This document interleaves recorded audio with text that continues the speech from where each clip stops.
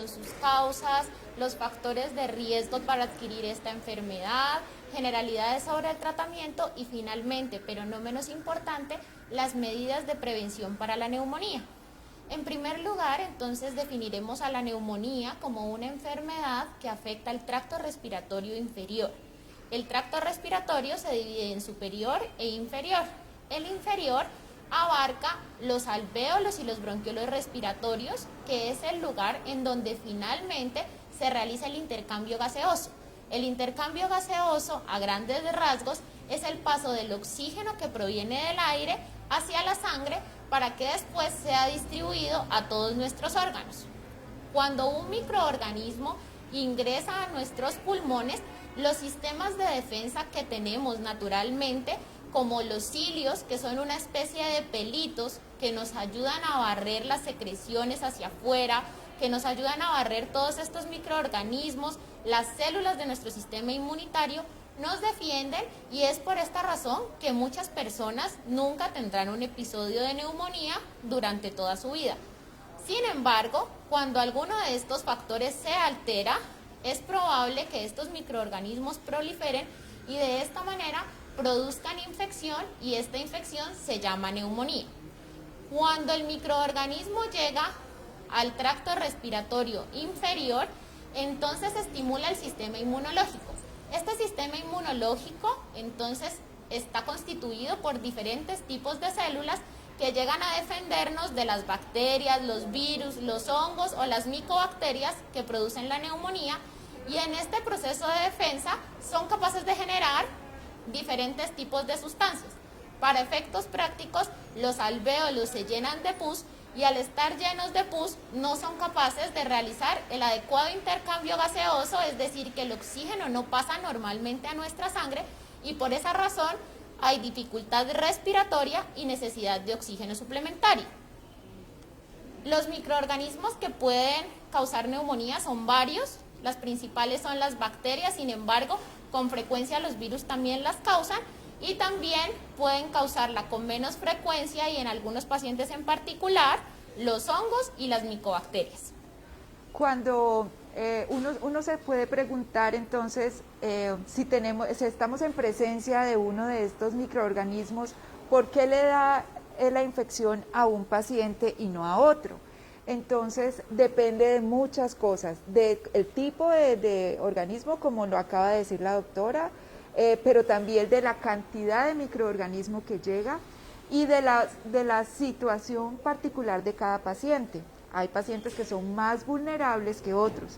Los pacientes que están en los extremos de la vida, los muy inmaduros o muy pequeños y los muy ancianos, pues van a tener más posibilidades de infectarse. En este momento hay una cantidad de pacientes que tienen alteraciones de su inmunidad porque tienen cáncer, porque son trasplantados, porque tienen enfermedades para las cuales para poder vivir bien necesitan unos medicamentos especiales que disminuyen su inmunidad. Todo eso hace que esos individuos tengan más riesgo de adquirir una infección en el tracto respiratorio inferior. Los pacientes que están viviendo en casas de salud o en ancianatos también son más vulnerables a desarrollar una infección en el tracto respiratorio inferior. Los síntomas de la neumonía entonces abarcan desde los síntomas respiratorios como tos, que puede ser seca pero generalmente es con expectoración. Esta expectoración usualmente es de características purulentas, es decir, verdosa o amarilla, y en aquellos pacientes que tienen enfermedades crónicas como EPOC, entonces se caracteriza por cambios en las características de la expectoración. Generalmente estos pacientes tienen una expectoración blanquecina o clara, pero cuando sobreviene la infección, entonces tenemos un cambio, es decir, cambia la cantidad en el sentido de que aumenta, cambia la coloración, tenemos entonces esputo amarillo o verdoso y esto también se presenta en los pacientes que no tienen enfermedad pulmonar de base. Adicionalmente, puede haber dolor torácico, sobre todo cuando se inflama la pleura, que es una tela que recubre los pulmones, y que esto también puede asociarse a complicaciones de la neumonía, es decir, el derrame pleural.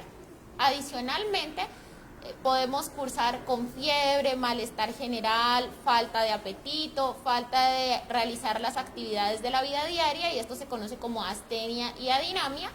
Y adicionalmente, en casos más severos, puede presentarse dificultad respiratoria, coloración azulada o morada de los labios por disminución de la cantidad de oxígeno en la sangre disponible para ir a los demás órganos. Es por esta razón que siempre debemos estar pendientes de los signos de dificultad respiratoria que son indicativos de consultar al servicio de urgencias. Es importante también mencionar que los pacientes ancianos generalmente no presentan fiebre porque su sistema inmunológico o de defensa funciona de una manera diferente, y con la edad también este sistema inmunológico ha envejecido y no es capaz de producir fiebre. Por lo tanto, cuando un anciano tiene fiebre, sea por neumonía o por cualquier causa, pues es un signo de alarma indudablemente. Cuando estamos en esta situación, entonces la primera pregunta es si vamos a ir al médico o no. Existen afortunadamente una cantidad de alternativas, es decir, de forma de cómo enfrentar estos pacientes y de índices de severidad que ya nos anticipan con claridad cuando vemos un paciente de estos en urgencias, quién se queda hospitalizado, quién es tributario de manejo ambulatorio, quién necesita que lo hospitalicemos en unidad de cuidado intensivo. En términos generales, el tratamiento va dirigido obviamente a los gérmenes más comunes a cada rango de edad, pero también al soporte en líquidos, en electrolitos, en el soporte ventilatorio, mientras nuestro organismo, en conjunto con los antibióticos o con el medicamento que hemos elegido, puede ir limpiando nuestro organismo de estos gérmenes. En el momento en que estamos viviendo en nuestra pandemia, pues es imposible que no lo mencionemos. El virus que tenemos en nuestro medio, el COVID, causa una neumonía severa, y nuestras recomendaciones han sido que el paciente que no tenga alteraciones muy severas se quede en casa, pero el que sí lo necesita va a urgencias, y ya tenemos toda la línea de atención, como ustedes saben. Los pacientes que tienen neumonía por coronavirus, como bien sabemos, pueden tener diferentes tipos de presentación. Entonces, desde pacientes asintomáticos hasta pacientes muy severos que necesitan manejo en la unidad de cuidados intensivos. Entonces, ¿cuándo consultar? Como mencionaba la doctora previamente, hay diferentes escalas que nos permiten a nosotros medir el grado de severidad para definir si el paciente debe quedarse o puede irse a manejo en casa, y siempre vamos a dar los signos de alarma por los cuales el paciente deberá reconsultar. Adicionalmente, debemos tener en cuenta que la automedicación no se recomienda. ¿Por qué razón? No todas las neumonías necesitan antibiótico, o no todas las neumonías van a responder al mismo antibiótico. Las neumonías virales tienen un manejo diferente a las neumonías producidas por bacterias, producidas por hongos o producidas por micobacterias, como la tuberculosis, que es muy frecuente en nuestro medio y en los demás países en desarrollo. Cuando nosotros nos automedicamos y utilizamos antibióticos indiscriminadamente, lo que estamos haciendo es generar que las bacterias que generalmente conviven en nuestro organismo creen mecanismos de resistencia, y que en un futuro, en caso de presentar una infección, bien sea neumonía o incluso infecciones de otros órganos como infecciones urinarias, infecciones de la piel, estas bacterias sean resistentes y por lo tanto haya que utilizar antibióticos de amplio espectro que necesariamente tendrán que ser administrados de forma endovenosa, posiblemente intrahospitalaria, y en muchas oportunidades estos microorganismos hacen que ya no tengamos herramientas para tratarlos. Otro punto importante que tenemos que mencionar son las medidas de prevención para la neumonía.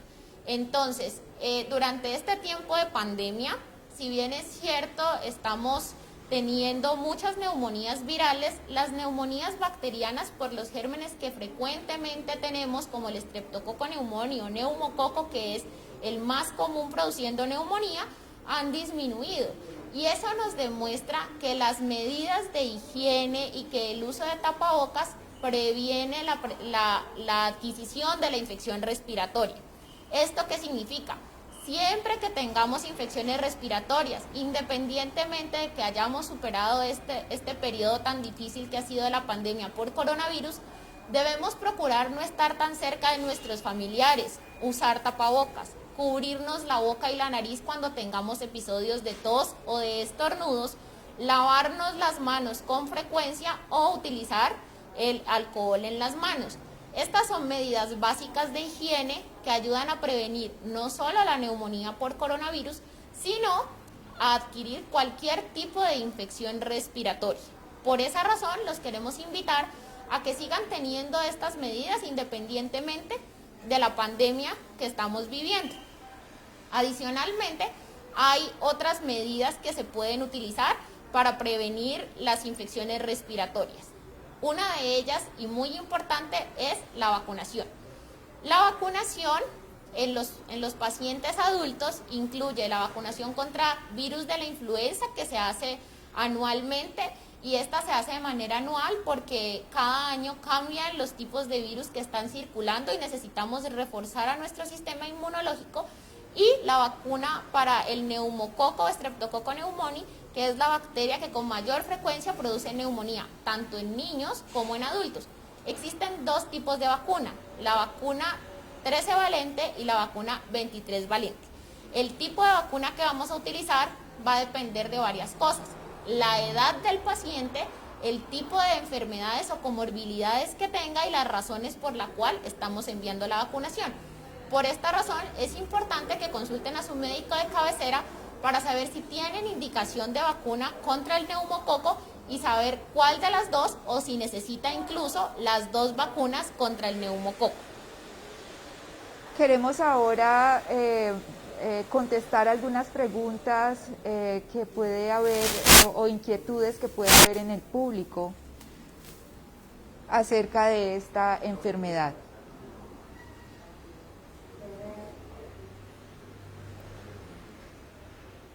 Doctora, ¿por qué el COVID-19 causa neumonía?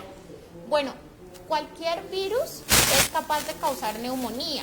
Los más frecuentes, digamos, por ejemplo, en la edad infantil, están el rinovirus, el virus sincitial respiratorio, porque todos estos son capaces de llegar hasta las vías respiratorias inferiores, es decir, hasta los alvéolos, inflamarlos, ser capaces de generar una respuesta del sistema inmunológico que al atacarlo también genera inflamación, porque esto es como una pelea entre el microorganismo y nuestro sistema de defensa, que lleva a una inflamación importante de los pulmones, y el coronavirus es, digamos, muy bueno generando ese tipo de respuesta, y por esa razón, con el objetivo de defendernos y él atacando, pues se inflaman los alvéolos, y esta es la razón por la que el virus es capaz de generar neumonía. Si soy asmático, ¿tengo más riesgo de sufrir neumonía? Todas las enfermedades respiratorias son uno de los factores de riesgo de tener una infección con más severidad que una persona que no tenga esta particular condición. Entonces, la recomendación es que en la medida en que nuestras enfermedades respiratorias estén controladas, tengamos una visita frecuente a los médicos, estemos utilizando los medicamentos adecuados para el control del asma, probablemente eso va a mitigar el evento de una infección más severa. Entonces, la respuesta es que sí, es probable que tenga una enfermedad un poco más intensa, pero eso va a ir de la mano de la forma como estamos manejando nuestra enfermedad de base. ¿Una neumonía puede dejar secuelas en los pulmones? Sí, cualquier tipo de neumonía puede dejar secuelas en los pulmones. Entonces, como habíamos hablado previamente, hay muchos microorganismos que causan neumonía. Por ejemplo, tenemos la neumonía tuberculosa, que con frecuencia lesiona las partes superiores de nuestros pulmones y que puede dejar secuelas de fibrosis, cicatrices, cavernas. También tenemos las neumonías bacterianas o las neumonías virales, que dependiendo de su severidad, la necesidad de ventilación mecánica y manejo en cuidados intensivos, puede también dejar algunas secuelas que se van a evidenciar en el tiempo. Generalmente el paciente se demora entre 2 y 3 semanas en recuperarse, dependiendo de la severidad, pero digamos que las secuelas definitivas podremos evaluarlas aproximadamente a los 6 meses. Antes, el pulmón todavía está en un proceso de desinflamación, en el que todavía no es posible decir qué tan graves van a ser del todo esas secuelas. Otro punto importante es si la neumonía fue una neumonía complicada o no, es decir, si se acompañó de derrame pleural, requirió colocación de tubos de drenaje del tórax, cirugía, etcétera. Entre más grave ha sido el episodio de neumonía, mayor posibilidad hay de tener secuelas por esta causa. Pero igual, en la era moderna, en la que tenemos acceso a unos muy buenos medicamentos antimicrobianos, la pronta utilización de los medicamentos ha hecho que se disminuyan esta cantidad de secuelas a nivel pulmonar. Entonces, en la medida en que se use bien el antibiótico precozmente y el tiempo indicado, pues la posibilidad de destruir el pulmón por la infección ha disminuido con el tiempo. Otro punto importante es la importancia de la rehabilitación pulmonar. Entonces, cuando nosotros tenemos un paciente que ha tenido una enfermedad respiratoria como la neumonía y ha tenido la necesidad de estar hospitalizado por periodos prolongados de tiempo, necesidad de oxígeno, etcétera, estos pacientes empiezan a sentir ahogo que ya cuando la neumonía se ha resuelto no está relacionada con la infección en sí, sino con el tiempo que estuvo en reposo, el desacondicionamiento físico y todos estos síntomas, principalmente ahorita que estamos viviendo la pandemia. Hemos tenido excelentes resultados con el uso de la rehabilitación pulmonar, que consiste en un programa supervisado de ejercicio por profesionales especialistas en rehabilitación pulmonar y que nos ayudan a hacer ejercicio supervisado con el objetivo de mejorar el ahogo o disnea, mejorar la capacidad funcional y en general la calidad de vida de los pacientes con enfermedades respiratorias o con secuelas de la misma. ¿Un paciente con fibrosis pulmonar es igual que tener neumonía? No, no es igual. La fibrosis pulmonar es una de las enfermedades que altera la estructura o la arquitectura del pulmón. El pulmón en esta enfermedad se vuelve un poquito más rígido y causa muchos síntomas larvados a través del tiempo, crónicos, como asfixia para caminar, tos seca, etcétera. Pero no es lo mismo que una neumonía. Una de estas pacientes que tiene fibrosis pulmonar tiene más riesgo de tener una neumonía complicada porque su estado es más precario desde el punto de vista respiratorio. ¿Es más frecuente la neumonía en los adultos mayores? Bueno, como mencionábamos al inicio de la charla, la neumonía es una enfermedad infecciosa supremamente importante porque a nivel mundial es la primera causa de muerte por enfermedad infecciosa en los extremos de la vida. Y cuando hablamos de extremos de la vida, nos referimos a niños menores de 5 años principalmente y a adultos mayores de 70 años. Entonces sí la pueden producir, y la importancia de esto, aunque nosotros no somos especialistas pediatras, es la vacunación. En el PAI está incluida la vacuna contra el neumococo, entonces es muy importante vacunar a nuestros niños, y adicionalmente nuestros adultos mayores de 65 años también tienen indicación de vacunación para prevenir no solo la neumonía, sino aún más importante, las formas severas de neumonía por neumococo.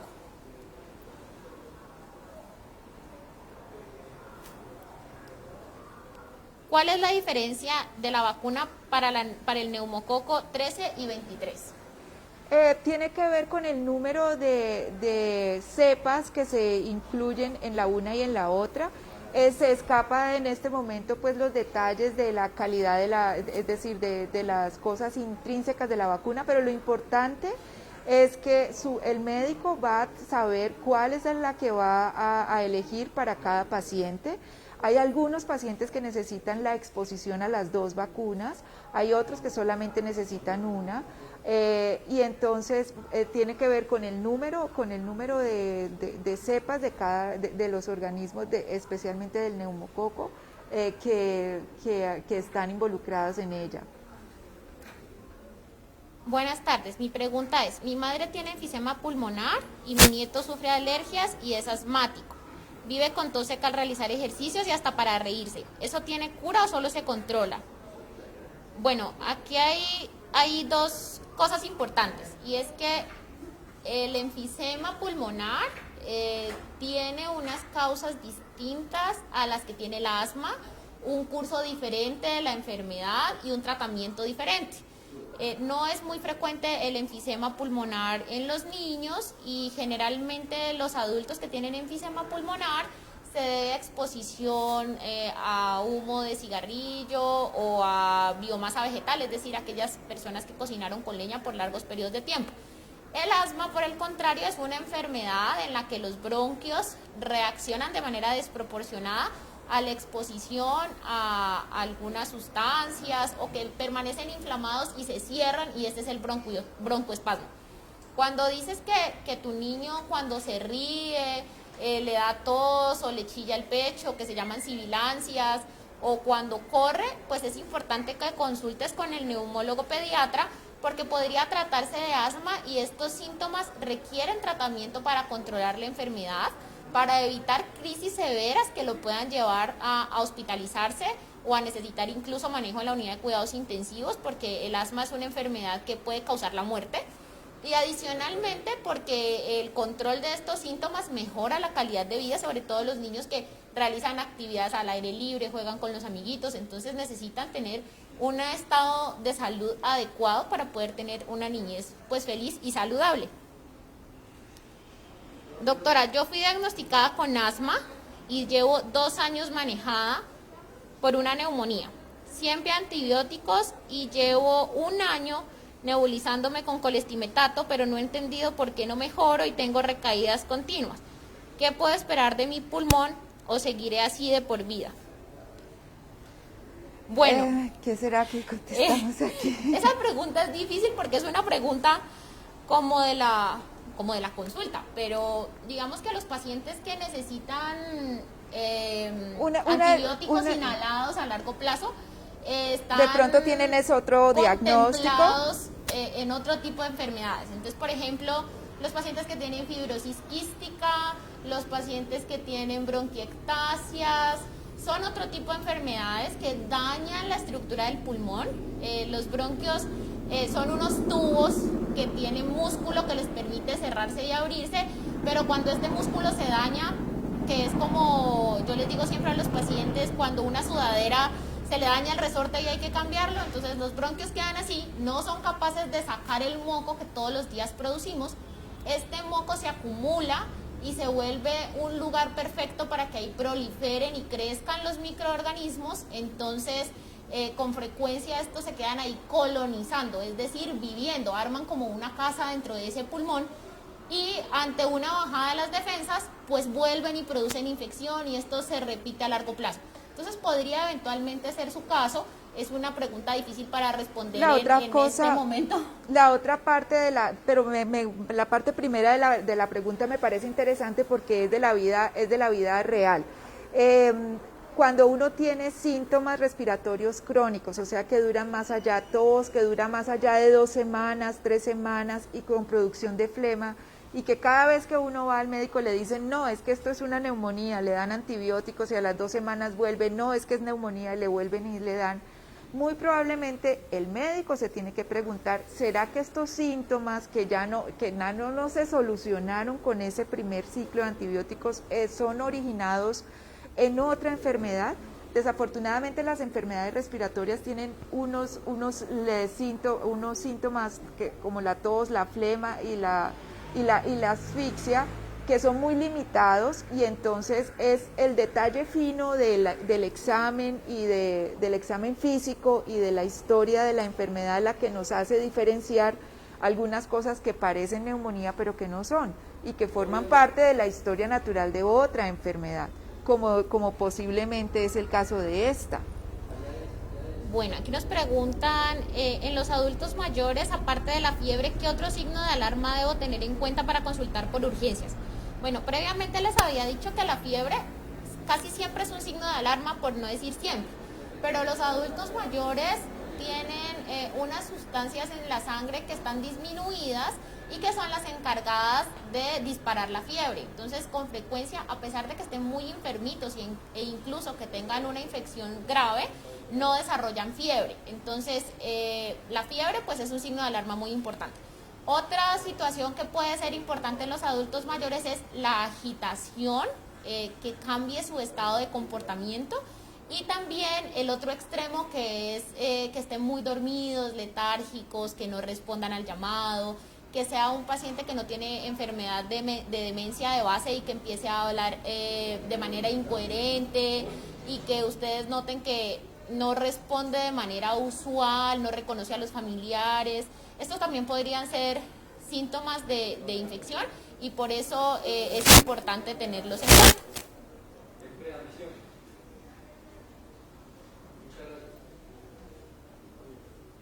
Buenas tardes. Mi madre tiene EPOC, es oxígeno dependiente, me manifiesta que se siente mal y parece congestionada en el pecho.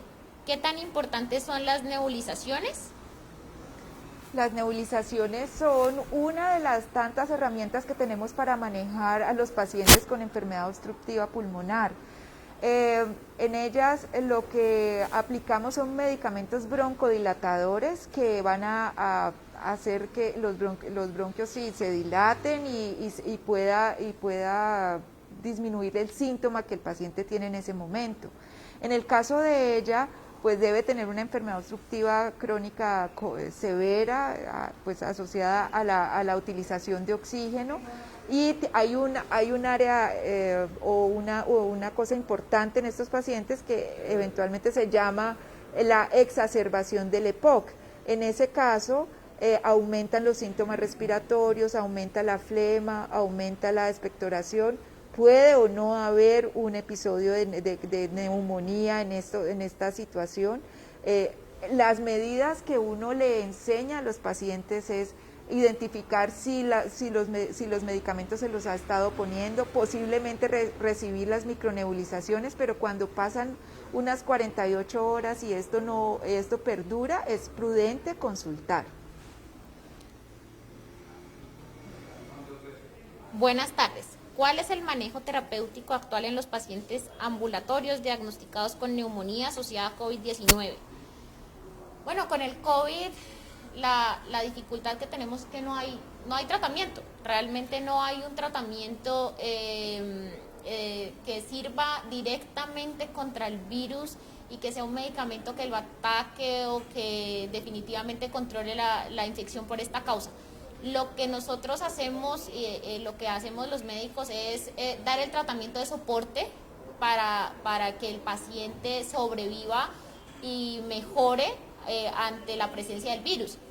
Cuando los pacientes están ambulatorios, previamente habíamos mencionado que nosotros aplicamos unas escalas para establecer el riesgo de que el paciente se complique, que pueda requerir medidas adicionales como oxígeno suplementario, cánula nasal de alto flujo, ventilación mecánica invasiva, y a través de estos puntajes y de algunos exámenes que se toman en los pacientes que es necesario la toma de exámenes adicionales, pues definimos quiénes se pueden ir a la casa, y básicamente son cuidados generales, el aislamiento y vigilar la aparición de los signos de alarma, y medicamentos como el acetaminofén para el control de la fiebre, el malestar general, mantenerse hidratados, tomar abundante líquido, etcétera. Los pacientes que tienen otras enfermedades importantes, falla cardíaca, enfermedad pulmonar obstructiva crónica, asma no controlada, enfermedades inmunológicas o condiciones como el cáncer, el VIH, los pacientes en condición de trasplante, estos pacientes generalmente no son manejados de manera ambulatoria, sino que por el riesgo de complicarse, pues de entrada son son manejados de manera intrahospitalaria. Pero básicamente el manejo ambulatorio es vigilancia y signos de alarma para que en caso de que lo requiera podamos brindar las medidas de soporte necesarias para superar la infección. Y es mejor quedarse en casa, de todas maneras. ¿La EPOC tiene una relación con la neumonía?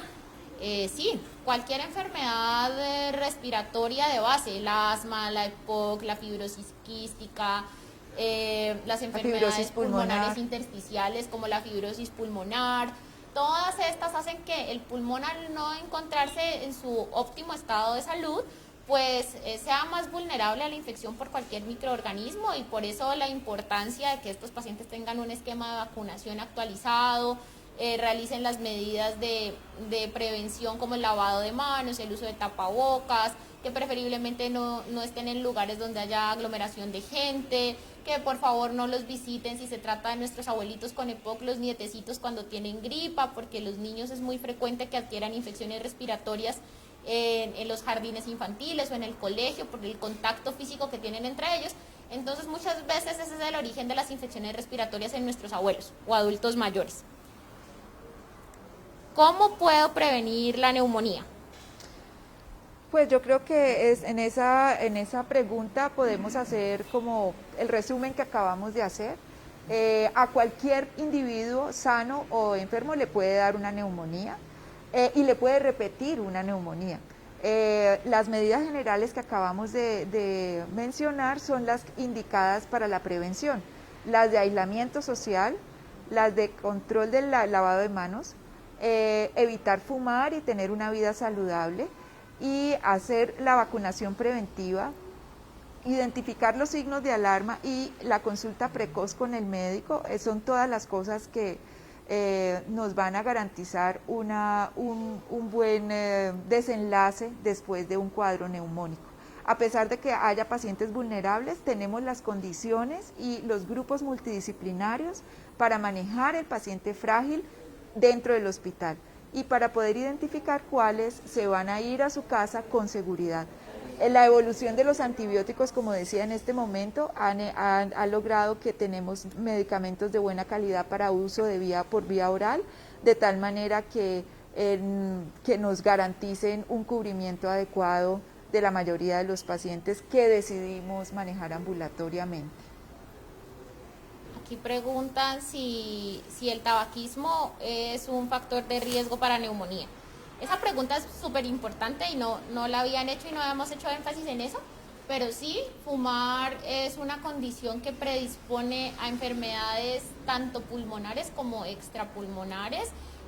Ya previamente en otro espacio habíamos mencionado la importancia que tenía el cigarrillo como causa de enfermedades como neoplasias o cáncer de diferentes órganos. Pues está relacionado principalmente con el cáncer de pulmón, pero puede estar relacionado con cáncer de órganos distantes, por lo tanto es importante no fumar.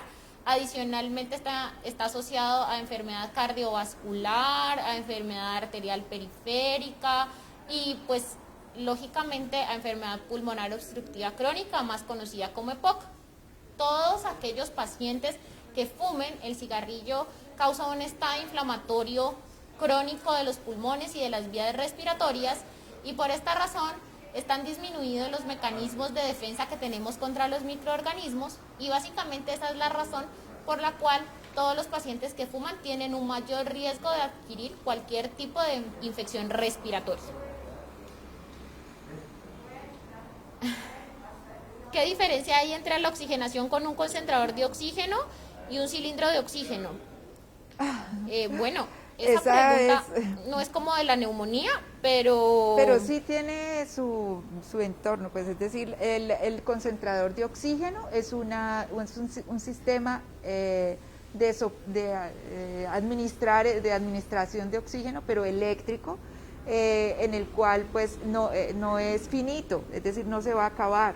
Simplemente utiliza la energía para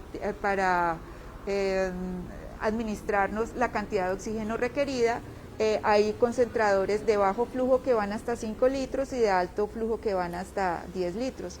El oxígeno que tenemos en las balas pues se acaba cuando se usa de manera continua. Una bala grande dura un día, más o menos. Dependiendo también del flujo de oxígeno. Sí, claro, en el flujo promedio de 3 a 4 litros va a tener una duración de un día. Entonces, las balas no son un sistema rentable cuando vamos a tener necesidad de oxígeno a largo plazo. Cuando necesitamos oxígeno más tiempo o un tiempo más largo, vamos a necesitar el concentrador de oxígeno. ¿Sí? Bueno, no hay más preguntas, entonces queremos agradecerles por habernos acompañado en la tarde de hoy. La doctora Liliana y yo pues disfrutamos mucho hablando de un tema tan importante. Sobre todo porque, como les habíamos contado, causa tanto muertes en niños, en adultos mayores, y porque estamos atravesando una pandemia importante en la que muchas personas jóvenes también se han visto afectadas por neumonía. Adicionalmente, recordarles que nuestra sede principal pues sigue funcionando como de costumbre, pero que tenemos otras sedes como la sede de Avenida Estación, en donde contamos con diferentes servicios, como el servicio de consulta externa de las diferentes especialidades, incluyendo el servicio de neumología, el servicio de endoscopia, laboratorio clínico, banco de sangre, sala de quimioterapia, endoscopia y cardiología no invasiva y radiografía. Entonces, el objetivo de estar en diferentes puntos de la ciudad es poder seguir brindando una adecuada y buena experiencia a nuestros pacientes y poder además atenderlos de manera oportuna. No se olviden que también tenemos el servicio de teleconsulta disponible todos los días para que no se exacerben las enfermedades crónicas y poder dar respuesta a las necesidades de salud de toda nuestra población vallecaucana e incluso de la población nacional. Muchísimas gracias por acompañarnos en esta tarde. Muchas gracias.